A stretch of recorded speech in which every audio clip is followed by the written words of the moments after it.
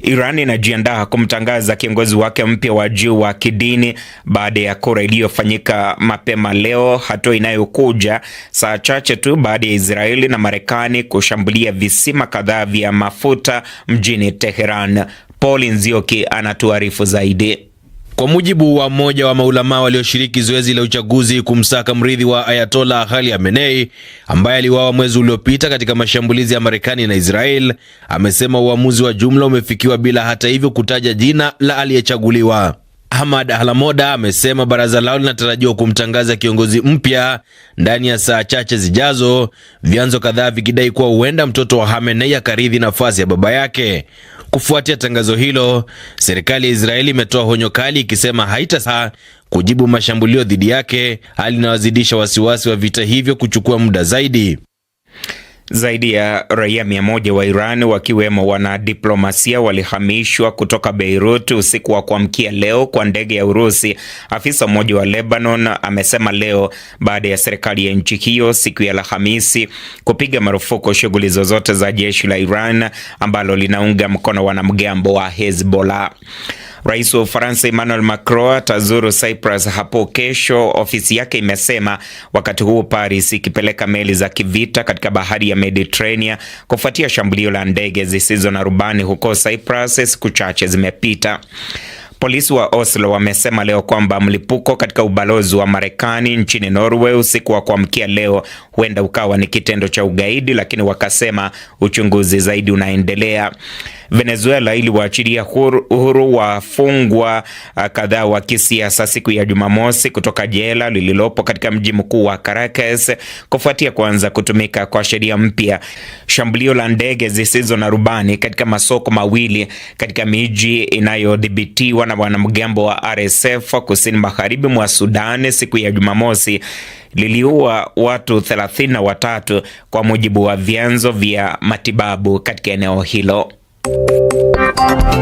Jua haki zako na Benson Wakoli, kila siku ya Jumatatu saa 2:46 asubuhi na Jumanne saa 1:46 asubuhi.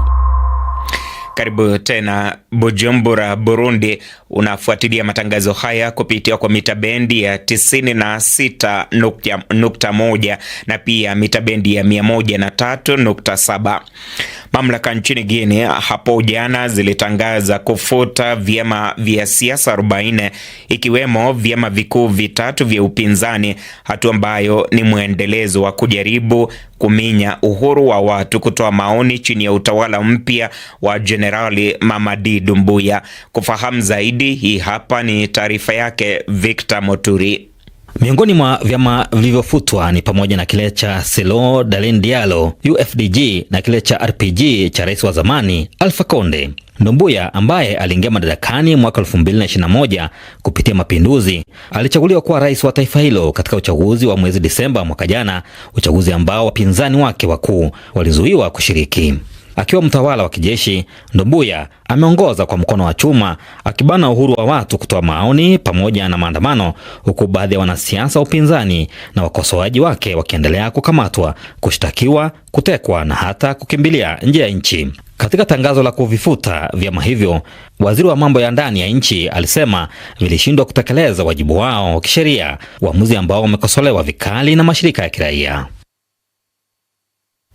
Na Victor Moturi.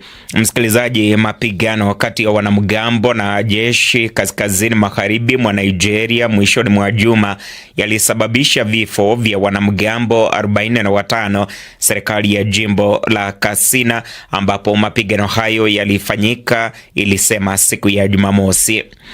Rais wa Senegal Bassirou Diomaye Faye mwishoni mwa juma alihudhuria mkutano mkuu wa kwanza kabisa wa muungano ulioundwa ili kupigia debe azma yake kuwa rais katika uchaguzi mkuu uliofanyika mwaka 2024, kikao kinachofanyika kufuatia miezi kadhaa ya mvutano wa ndani ya chama tawala cha PASTEF, chama ambacho kinaongozwa na Waziri Mkuu Osman Sonko.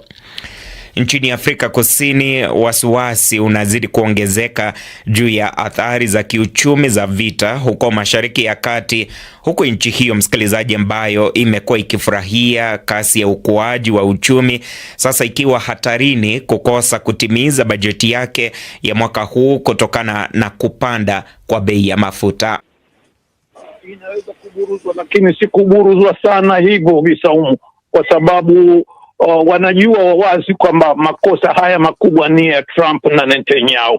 Wewe vipi utakuwa unafanya mazungumzo ya amani, ya mashauriano huko Muscat, huku wengine wakisema mazungumzo yanafanya maendeleo mazuri, na wakati huo katika mazungumzo yao umempeleka majenerali wa kivita katika mazungumzo ya kidiplomasia, unapeleka majenerali wa kivita washiriki katika mazungumzo, halafu baada ya siku 3 unaishambulia nchi na kumua kiongozi wake wa kidini na wa kinchi. Inaonesha vipi kwamba nia si safi ya Marekani katika mazungumzo ya kutafuta suluhisho hili. Huo ndio ukweli wa jambo. Osman Miraji, muda wetu unakwisha, lakini kama naweza kupata mtazamo wa Abdul Fattah, hili ni kitu ambacho wanajiuliza watu wengi. Kwa nini Beijing na Moscow zimekaa kimya, hazisaidii Iran? Urusi na China hazijajiingiza katika mgogoro huu kwa sababu, mtazamo wangu mimi, mbili za msingi. Sababu ya kwanza ni kwamba pamoja na kwamba ni nchi ambazo zina uitifaki wa ushirikiano wa kimkakati na Iran, lakini ni nchi ambazo zinaangalia kwanza kuliko jambo lolote lile maslahi yao ya kitaifa na maslahi yao ya kimkakati. Inapokuja suala la Iran ni kwamba hayakutani pamoja kutokana na msimamo wa Iran ulivyo katika masuala ya kiulimwengu, hasa masuala ya kiitikadi ya ulimwengu wa Kiislamu. Sisi sote tunajua kwamba pamoja na upinzani wote unaweza kusikika kutokea nchi mbili hizo, lakini kama ambavyo ilivyo Marekani na kama zilivyo nchi zote za Ulaya, China na Urusi nazo pia zina mtazamo chanya kuhusu Israel. Na labda nimalizie kwako Mubelwa, muda wetu umeyoyoma kabisa, lakini labda hapa unaweza kutupa fikra zako kwa kifupi kabisa, na unapozingatia hasa kilichofanywa na Marekani kwenye mataifa kadhaa kama Iraq na Afghanistan, unafikiri Washington inatazamia kupata ushindi wa namna gani Iran? Kwa sababu tumemsikia Trump anasema vita hii haiwezi kumalizika mpaka unapatikana ushindi. Hatujajua kipimo chake cha ushindi ni nini, kwa sababu kama ambavyo nafikiri alipata kuzungumza mchangiaji mwingine, ni kwamba kama ingekuwa lengo lao lilikuwa tu ni kumuondoa Ayatollah,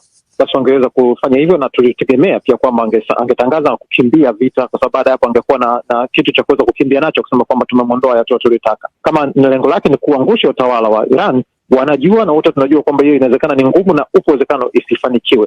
Kwa hiyo mpaka hivi sasa ndio maana imeonekana Donald Trump tayari amekwisha anza kuomba mazungumzo na Iran. Amesema kwamba mazungumzo yatakuja kulingana na utashi wetu sisi, kwa sababu tayari ameshindwa, tayari anapoteza ushawishi hapa nchini Marekani na hali inazidi kuwa ngumu. Simuoni akishinda katika namna yoyote ile, hasa kuzingatia kwamba hata hajatuambia kipimo cha kushinda na kushindwa ni nini. Na asante sana Mubelwa Bandio, ni mwandishi wa habari na mchambuzi kutoka huko nchini Marekani. Msikilizaji, mjadala wetu wa maoni mbele ya meza duara ndio umefikia mwisho, lakini